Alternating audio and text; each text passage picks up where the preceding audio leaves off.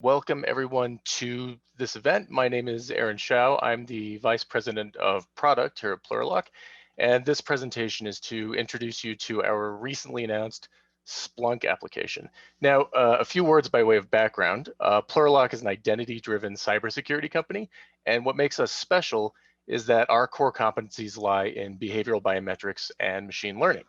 What this means in practice is that we specialize in providing various kinds of authentication and compromise detection by recognizing actual human beings for cybersecurity purposes, not just credentials or secrets or body parts. And we're able to do this continuously in real time without passwords, without hard tokens, scanners, cameras, without analyzing or trying to recognize anyone's daily workflows. It's pretty cool. And as I mentioned, and as you all know, today we're here to show off our powerful new Splunk app. Now, Splunk is a major player in the world of cybersecurity, and particularly in the vertical of security information and event managers, or SIMs. And our new Splunk application will enable Splunk users to leverage Plurilock's patented capabilities in tandem with other security information in their environment to cut through the SIM alert noise, reduce it by an order of magnitude, and gain some holy grailish incident-related insights in real time that are both powerful and unique. So I know you didn't come to listen to me. With that said, I will therefore introduce you to Paul Baker, a senior sales exec here at Plurilock, and to Joel Eng, who heads our solutions architecture division. Paul's going to give you a brief overview and a few slides about the app, and then show a demo that Joel has put together. And afterward, the two of them will be happy to take any questions that all of you in the audience may have. So let's get started. Paul, I'll hand it over to you. Thanks, Aaron. So I'm sure that most of you are already quite familiar with Splunk. You know, it's a fantastic SIM tool. Arguably, it's the most powerful and configurable one that's on the market today.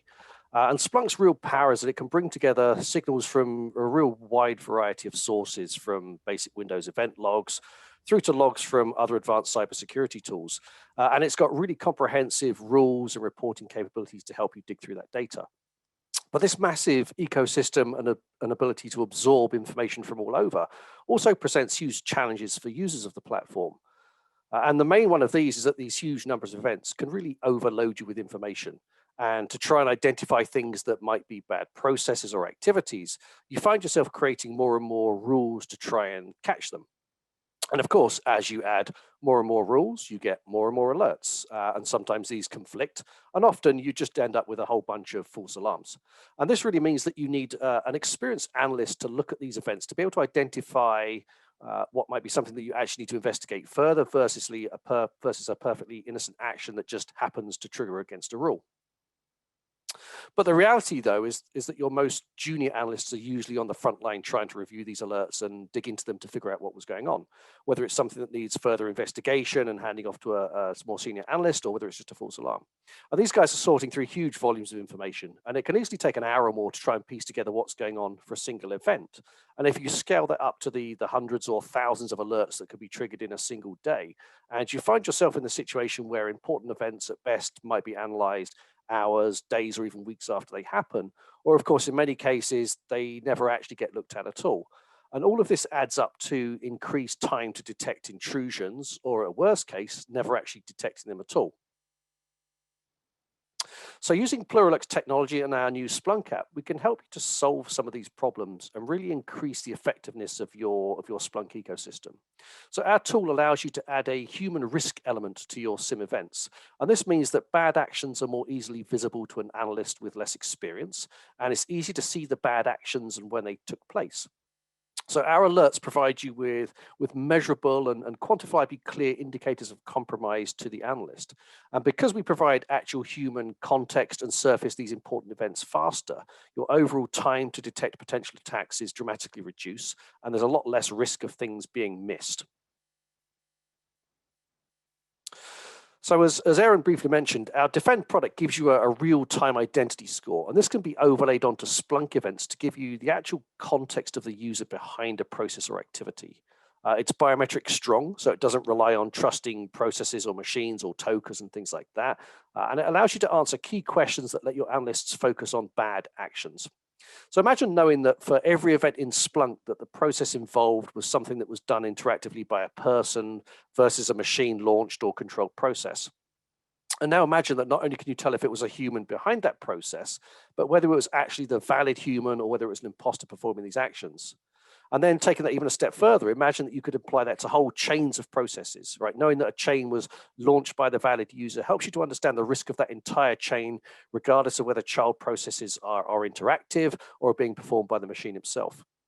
And I'm sure you'd agree, these are incredibly important things to know, and something that without Defend's unique capabilities in Splunk, you simply can't find out any other way. So how do we do it? So what I want to do is just kind of dig into some of the technology behind Plurilock. So we use a technology called behavioral biometrics. And at a very high level, we measure the way that a user physically interacts with their workstation, their movement over time as they press keys on the keyboard or move their pointer and click on things. And these micro expressions of a user's physical movement can be used to build a unique model of how a user normally behaves. So on the keyboard, we can look at how they type, the precise timing data of their speed and cadence, how long they move between keys, how long they hold keys down, and things like that. And on the mouse, we can see the way that they accelerate and the distance, direction, and speed they travel, and how they click and double click and scroll. And once we build this model, which typically takes somewhere between a few days and a few weeks to build, we can use that model to compare their ongoing behavior whenever they interact with their workstation. That means that we can generate an identity score every few seconds, and we can know very quickly whether this is the valid user that should be using this account or if it's someone else. And because we measure actual human interactions, we know which processes they're interacting with. I also want to note that it's very privacy friendly. So we don't rely on knowing what a user types. We're not key logging and looking for keywords, for example. And we don't know what they're clicking on. We don't know what buttons you're pressing or websites you're visiting or things like that. We just look at the how around they're actually performing those actions. And then our new Splunk application allows you to pull that identity score, which really is a measure of the actual risk of the human being, into Splunk and overlay that score onto the events generated by Windows or third-party tools. And this gives you that unique insight into your events that we spoke about in the previous slide there. So that's all the talk about it. Now it's really time to put our money where our mouth is and take a look at this in action. So this is a recording of a demo that Joel and I made a couple of days ago. And in this, we're going to show you how this defend data can be used to maximize the effectiveness of your Splunk. Okay, so what we're going to demonstrate today is the defend agent. And defend, it's a behavioral biometric tool. What this agent does is it sits on my computer and it monitors the way that I move my hands when I type and when I move my mouse, which is not to say that it's actually capturing what I'm typing or what I'm actually clicking the mouse on. It's really just the way that my hands move, and it uses that data to build a machine learning model that learns to recognize me or not me. Now, this thing's capturing everything I do on the computer, and it sends it up to our Defend console here in the AWS cloud. And within here, we produce what are called continuous authentication logs. So on a moment-by-moment basis, the defend agent itself is actually capturing readings from myself probably every 3 to 5 seconds and sends it up to the cloud to be compared to my machine learning model. And that produces a log like this.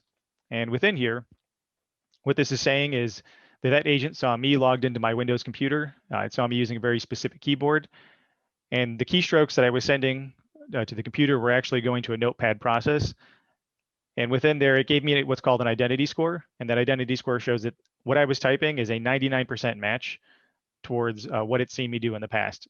And again, that's just the way that my hands moved while I was typing. It doesn't necessarily matter what I was typing.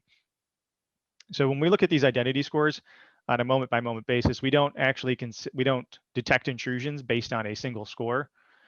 Realistically, when we're talking about intrusions, when somebody has my identity and they're using that to access our system, they're going to be on there for minutes, if not hours, and sometimes even days. And so in order to reduce false positives, we actually have to see a window of time that actually does not match your behavioral biometric signature. And that's how we determine what we call the risk level. And right now, my risk level is normal. That could go up to low, medium, or high, depending on how long my behavior does not match my original profile. And so in here, right now, again, you can see I'm using Notepad, Microsoft Edge, but it doesn't necessarily have to be any specific applications. We do have exclusion and inclusion filters. However, right now, this is set to look at any application that I use and anything I type. So in this case, I'll bring up the command prompt and actually do something that I used to do on a regular basis. I was a SIM administrator working at a SOC. And so one of the tasks that I would perform all the time is logging into other people's machines and checking the security state of their Splunk agents. And the reason we do this demonstration here is because this would always produce alerts. And generally, we knew that if an intruder had gotten into our environment, they would also want to be able to check the security state of a computer. And so going in and doing something like this would always alert a junior analyst who is sitting there soaking up all the alerts.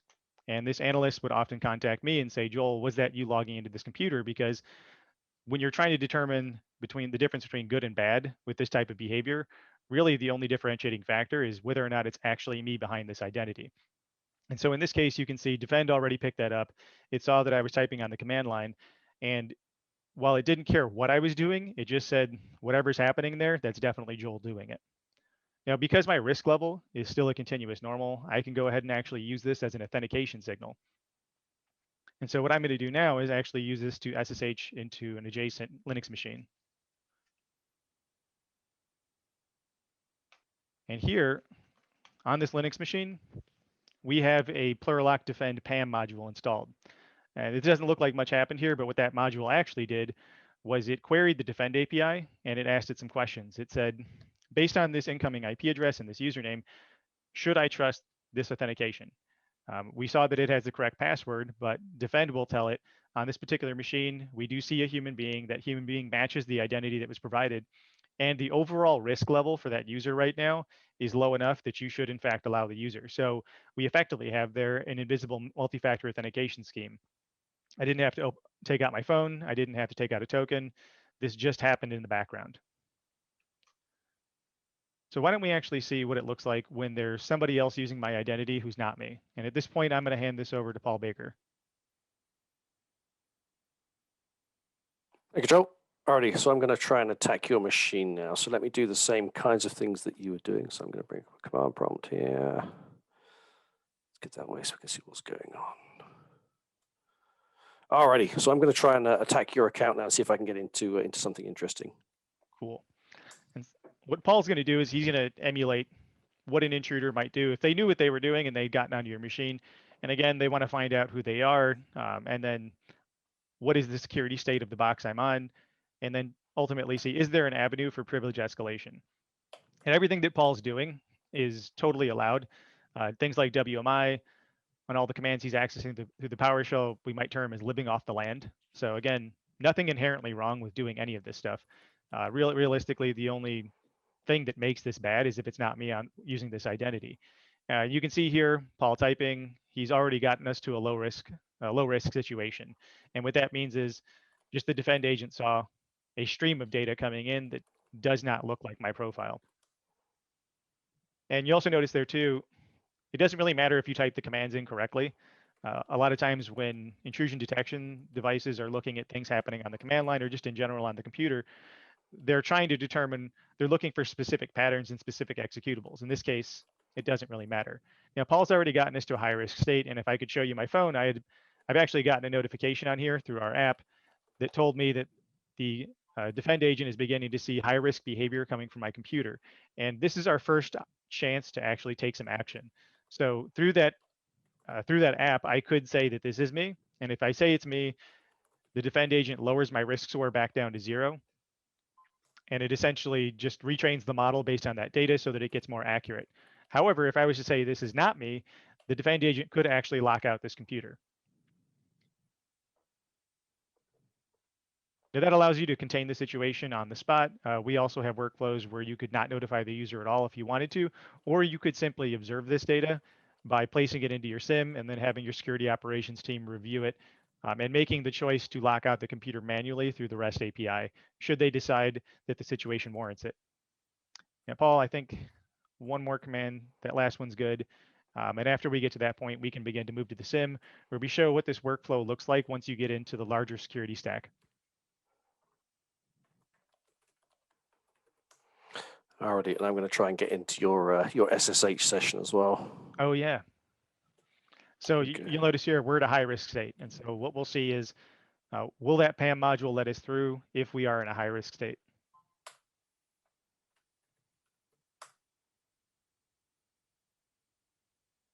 So in this case, Paul was denied. We got it. Paul had right computer, right username, right password. However, he's just displaying too much risk to be allowed through.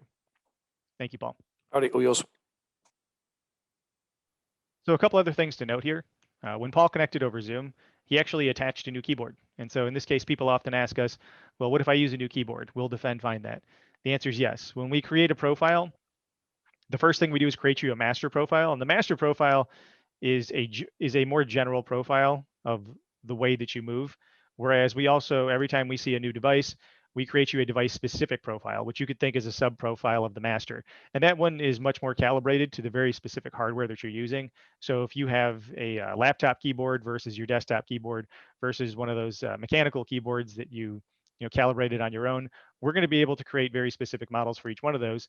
But even if we do see new hardware, we don't necessarily have to ignore what's happening. We can just compare it to your master. Now, this data is all available through single line JSON. You can pull it out of our REST API. And in this case, we dumped it into a Splunk SIM. And this is not to say this is the only SIM we support. Splunk just gave us a free SIM, so we demonstrate on this. Now, we've created a couple of apps here. One is a technical add-on that will actually import all your data for you. And the other one is the app that we want to show you today. This is one that actually allows you to do some pretty interesting visualizations and also data enrichment with just traditional Windows event logs. When we decided, what could this data source be used best with, we wanted to try to make it as applicable as possible to everyone. And so we went with just standard Windows event logs.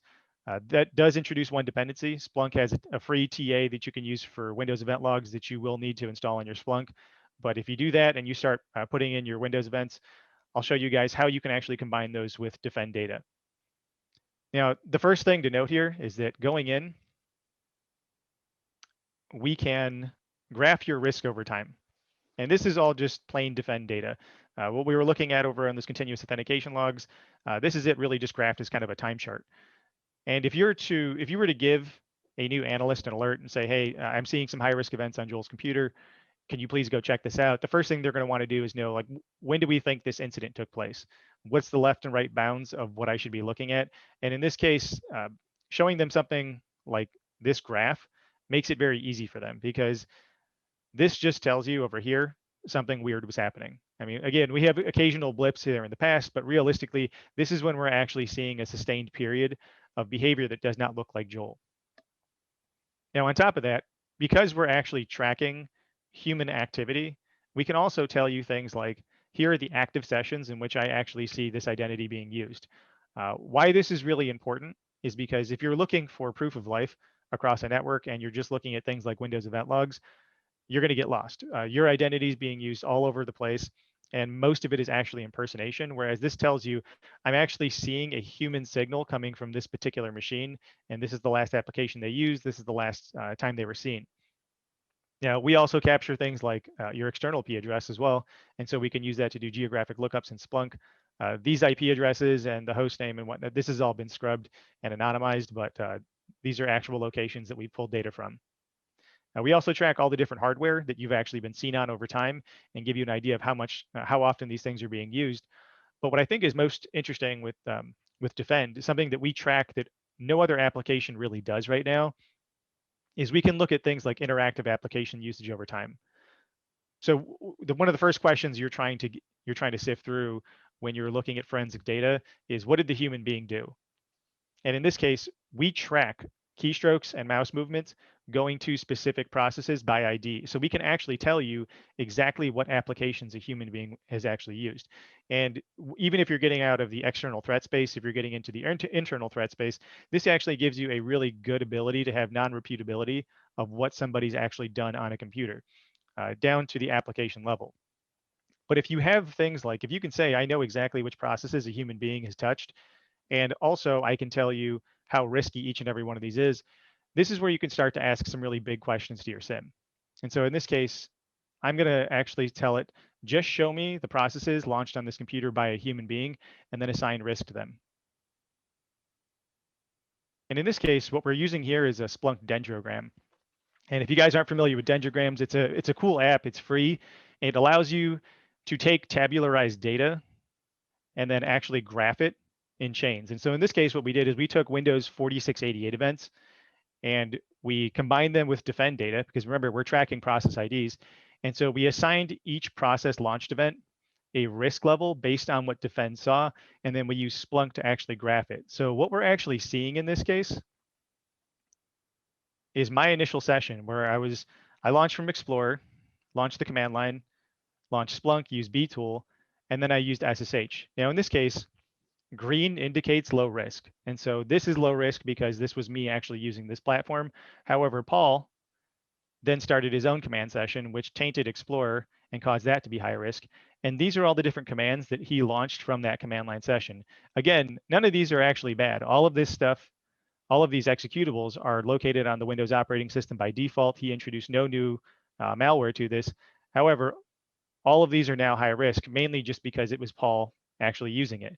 Now, if you're using a tool like CrowdStrike, which I think is a fantastic tool, you're getting a lot of process chains as well. However, with those, you're always asking yourself, is this a bad process because of this particular hash? Or what is the context in which this process was launched? In this case, the only context you need to know is this wasn't me using the identity. It was the impersonation that actually makes it bad. And if you can track processes on an individual computer and assign intent to them, you can then do that for your authentication events across your network and begin to create a web of trust for an individual user. So in this case, you can see those two SSH sessions that we have here. Again, this is an anonymized version here, but essentially that is, I am demo user one successful, one a failure. In this case, we're combining defend data with Windows 5156 events. So if you guys aren't familiar with that, the Windows firewall filtering platform actually does capture every traffic event that leaves, and it does also track it by process ID as well. And so if you've got a process ID and you have defend data, you can automatically assign a risk score to it. So in this case, what we did is we actually used Splunk's ability to do Splunk's ability to correlate those two events, and we said that this ssh.exe process was actually launched by a command line, and that command line was launched by Explorer. My biometric fingerprints are all over this, and so we're able to say that this process chain is authenticated as being done by me just because it has a biometric score that goes along with it. Whereas in this case, same username, same computer, same username and password. In this case, this is what I would call an unauthenticated process chain. Paul launched this one. It has the wrong biometric signature, which means that the risk associated with this is high, which is why this resulted in a failure for SSH. So that is how we use Splunk, and this is Splunk with Defend, to cut through all the noise that you're seeing out of your Windows events. Really, we call it data enrichment, which is something that you can't really do with any other tools. I think Splunk is a great platform for doing this, and marrying together Windows events with Defend data is kind of a natural synergy between the two. So why don't we pause here for questions? So thanks both Joel and Paul for putting together a great presentation. And as I mentioned, we did set aside some time now for Q&A. So with that said, do we have any questions from the audience? And it looks like we do. So I will pose them to you, Paul and Joel, and you guys can answer as is appropriate. First question from an anonymous attendee. Are there other sources that I can use to get this data without collecting logs from each endpoint? I'll answer that one. Unfortunately, there isn't. So the defend data itself, it comes with a lot of this information. However, when it comes to things like processes executed on your machine and also traffic events leaving there by process ID, those are things you're going to have to collect from your endpoints. And so if you have an endpoint like an EDR type tool like CrowdStrike, that is going to be capturing these events. And the alternative is you can just capture it from your Windows events as well. If you're using Splunk, the agents are free, so you can install this on every machine and capture these types of events there. But if you're going to do endpoint security seriously, you have to capture these off your endpoint. Great. Looks like we have another question. So let me quickly scan it, make sure it's legit. Yeah. So how many generations of processes can we track with this app? So those authenticated chains you saw there, really the only limiter is your Splunk instance and how big of a query do you want to write. So the default query that we use for that process investigator, it'll look 2 generations back and 2 generations forward. So that's 5 processes that could potentially be linked together. I think realistically, if you've done Windows forensics, you know that you're generally not seeing processes that extend more than 5 generations down. I've seen, don't get me wrong, I've seen malware that does that before specifically to thwart this type of analysis. However, we went with 5. If you want to go beyond that, it's really just a matter of modifying the query. Great question. Do we have other questions from the audience? Oh, one just came in. Okay. Oh, this is a particularly relevant question from things I've been working on lately. What volume of data should we expect involved here? So from the defend side, not a ton. I would say each user produces something on the order of, I think it's less than 10 megs of data per week. However, if you're looking at Windows events are much larger. And so really, especially if you're using Splunk, you know the pain of ingesting Windows events. The 4688, 5156 are probably the biggest log sources that Windows produces. However, within there, I found a general rule that I call 1090, and that is that 10% of your machines are producing 90% of your events. And within those machines, there's probably 1 or 2 processes that are actually producing 90% of those events. And so when I used to do SIM administration, I would identify those 10%, identify the 1% of processes on those that are producing almost all of your 4688 and 5156 events. And almost always those were things you could drop out of Splunk. And so it's not necessarily a defend question so much as it is like a general SIM administration question. But I would say if you follow that methodology, I have been able to monitor upwards of 3,000 endpoints, all Windows endpoints, a mixture of Linux in there as well. But I've been able to do that with about 120 gigs of license within Splunk. And out of that, I would say only 40 gigs of that was actually dedicated to Windows logs. Great answer. All right, sorry, just looking at another question coming in. I think I will actually, I'm gonna pause on that one for a moment, but I think we'll answer it later. And another question just came in. Will this catch users conducting abnormal activities? For example, salespeople who open a command prompt or add new users, even if it's the legitimate account doing it? I'll defer to Paul on that one. Yeah, I mean, it's gonna tell you what people are interacting with, and it's going to tell you whether or not it's the valid user interacting with them. Now, whether you want to write rules that where you look for salespeople and say, are they opening command prompts? If that's something that you don't want to allow in your organization, then absolutely. The key part is that you know that it is or isn't the salesperson that's actually generating that event, so you can track it that way. Great. And I think, in the absence of other questions, I'm going to answer a kind of a bracketing question that came in that covers the entire space, the entire discussion today, which is what does the future look like for Plurilock? Behavioral biometrics technology can be used for many products. Is it just enterprise for now, and what can we expect? So I'll give maybe one answer to that, and then Paul, if you want to follow up, if you have anything to add, you can. My answer to that would be it is, as you've just seen, yes, it can be utilized or used across the enterprise security environment in a variety of ways. And what we do right now and the new Splunk app are just the beginning of the number of cases we'd like to cover, the surfaces that we'd like to be able to provide security intelligence for. As you've seen, it's a really powerful thing to have a real-time biometric signal for somebody who's sitting at keyboard or keyboard and mouse, and to be able to use that throughout the environment in intelligent ways to make appropriate security decisions, and also to be informed about potential incidents or potential risk levels. So the short answer to the question is, yeah, we're aware of that, and we are excited to be building these things and really trying to accelerate right now and in the immediate future to cover more and more of the enterprise and to use this biometric signal in more and more ways. Now, with respect to the sales verticals or the sales organizational characteristics that we target, why don't I defer to Paul on that? Paul, if you want to answer that. Yeah, I think for now our focus is going to remain on the commercial and enterprise sector. We do a lot of work with FedGov as well. And I think what's important to note is that one of the key use cases it helps with is the remote worker. You know, COVID has pushed everyone out to remote, and it's seemingly the case that fewer and fewer companies are going back to a full in-office type of situation. And anywhere where you start to lose any intrinsic protection that you would get from knowing that there's a person sat there, you know, if we can fill in those gaps and help you sort of solve those security problems as well, there's a huge opportunity there. Great. Well, with that said, I think that's a good place to wrap up, talking about where we'd like to go and who we serve. So I want to thank Paul and Joel again for a great presentation.